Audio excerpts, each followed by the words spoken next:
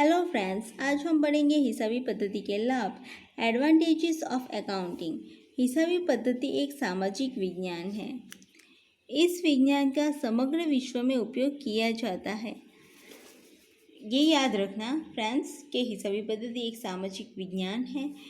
इस विज्ञान का समग्र विश्व में उपयोग भी किया जाता है। इसकी उपयोगिता ही इसके लाभ दर्शाते हैं। समझ में आया? और ये लाभ निम्नानुसार है, नीचे दिए गए हैं। हिसाबी जानकारी की प्राप्ति। धंधा के मालिक द्वारा हिसाबी जानकारी तैयार की जाती है।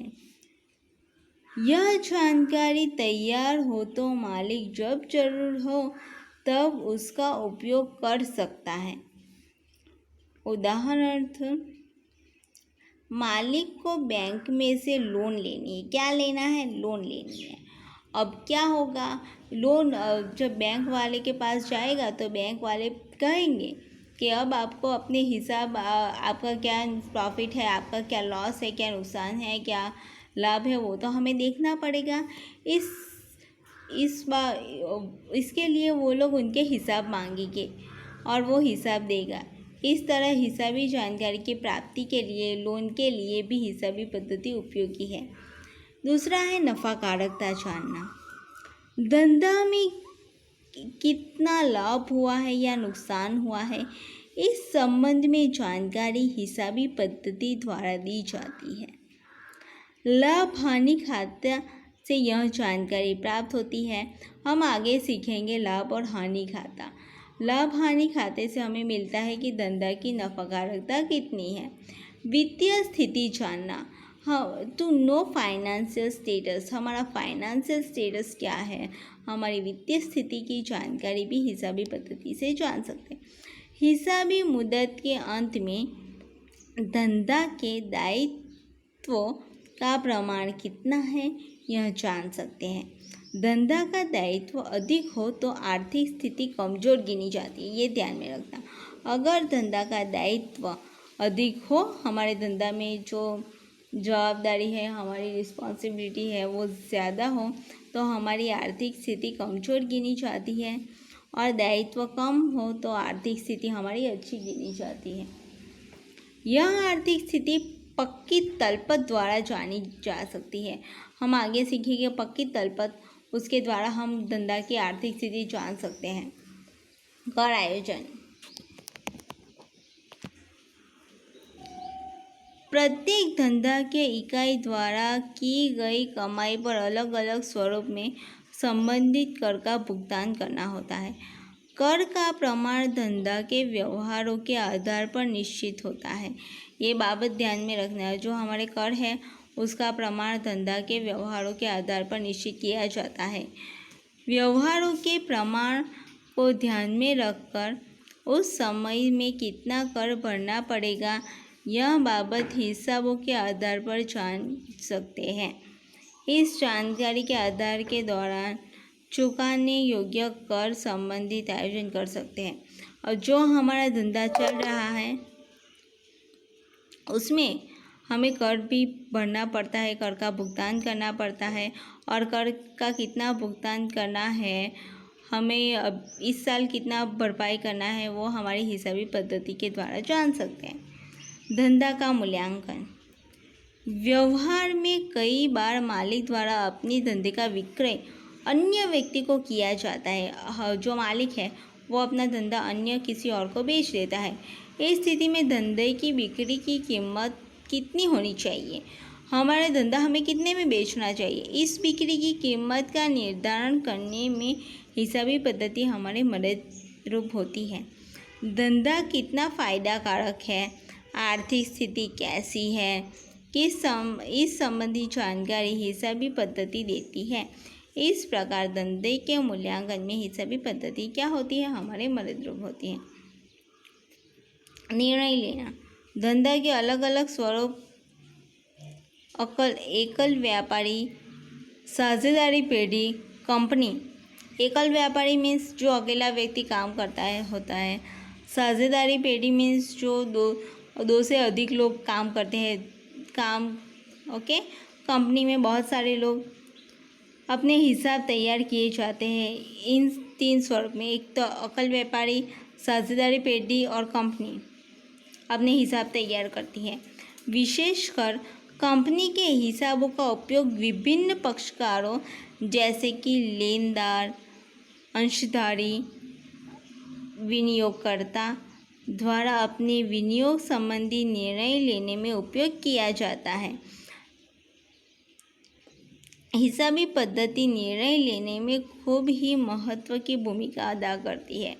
जो हमारी कंपनी में हमें निर्णय लेना है, योग्य निर्णय लेने में हमें कौन उपयोग सहायता प्रदान करता है? हिसाबी पद्धति। प्रमाण के रूप में हिसाबों की रचना हिसाबी पद्धति के नियमों और सिद्धांतों के आधार पर होती है। जो हमारे हिसाब जो लिखे जाते हैं उनके भी नियम होते हैं, उनके भी सिद्धांत होते हैं, उनके आधार पर हम हिसाब लिखते हैं। इसलिए इस प्रकार से तैयार किए हिसाबों विश्वसनीय गिना जाता है। हम इस पे भरोसा कर सकते हैं। इस विश्वसनीयता के गुण के कारण कोई भी विवाद के समय ये हिसाब प्रमाण का काम करते हैं। हमें कोई भी धंधे में अगर हमारा झगड़ा हो गया, कोई अफसर IT वाले आ गए, इनकम टैक्स ऑफिसर, और वो मांगने लगे कि आपके हिसाब बताइए, तो हम प्रमाण के रूप में हम अपने हिसाब दे सकते हैं। उदाहरण साझेदार पेटी के साझेदारों के बीच हिसाब के संदर्भ में कोई विवाद खड़ा हुआ, तब न्याय के उद्देश्य से इन हिसाबों का प्रमाण के स्वरूप में उपयोग कर सकते हैं। अगर 2 से अधिक लोग धंधा कर रहे हैं और कभी लड़ाई झगड़ा हुआ, तो हम हिसाब दिखाकर जो बात सही है उसे रख सकते हैं। भूतकाल की कार्यवाही से तुलना। लेखा विधि अर्थात हिसाबी पद्धति के नियमों और सिद्धांतों में परिवर्तन नहीं होते। जो चलते आते हैं वो चले ही आते हैं। इस कारण से धंधा में वर्तमान कार्यवाही अर्थात की नफाकारकता या आर्थिक स्थिति को भूतकाल की कार्यवाही के साथ तुलना करके धंधे का विकास संबंधी जानकारी प्राप्त कर सकते हैं। हमारी जो वर्तमान में जो हमने हिसाब बनाए हैं, हमारी आर्थिक स्थिति, हमारा जो धंधे की नफाकारकता या आर्थिक स्थिति को भूतकाल की कार्यवाही के साथ हम तुलना करके धंधा के विकास के संबंधी जानकारी भी हम प्राप्त कर सकते हैं। यदि विकास न हुआ हो तो अथवा अपेक्षा से कम हुआ हो तो भविष्य में उतना प्राप्त करने के संबंधित आयोजन भी हम कर सकते हैं। हम जितना चाहते थे उतना हमारा विकास नहीं हुआ, और अगर हमें भविष्य में ज़्यादा विकास करना है तो उसके संबंधित हम अभी आयोजन भी कर सकते हैं। इस उपरांत प्रतिस्पर्धियों के हिसाबों से भी तुलना हो सकती है।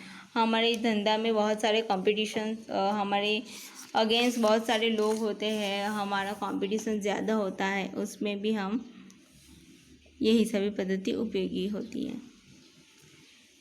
नैतिक नियंत्रण, मोरल कंट्रोल। हिसाब लिखे जाते हैं, वे प्रमाण के रूप में उपयोग होते हैं, इसलिए कर्मचारियों द्वारा किसी भी प्रकार की वित्तीय खपत करने के संबंधित अवकाश घटता है। कोई भी व्यक्ति अपने मोरल वैल्यू से उल्टी तरफ नहीं जा सकता। हम हिसाब में कोई भी छल कपट नहीं कर सकते हैं, वो अपने सिद्धांत के अनुसार ही लिखे जाते हैं। हिसाबी पद्धति भी कर्मचारियों पर नैतिक नियंत्रण रखने में मददरूप होती है। सुधारात्मक कदम, ये भी हमें जानना चाहिए। व्यवहार में कई बार धंधा का मालिक या संचालक द्वारा भूतकाल में ऐसे निर्णय लिए गए हो जिनके कारण नुकसान हुआ हो। ऐसे निर्णयों की असर हिसाबों में प्रतिबिंबित होती है। कई बार ऐसा हुआ है कि भूतकाल में हमने कोई निर्णय लिया है और जिनके कारण हमें नुकसान हुआ हो। निर्णय भूतकाल में लिया गया था लेकिन हमें नुकसान हुआ उसी समय।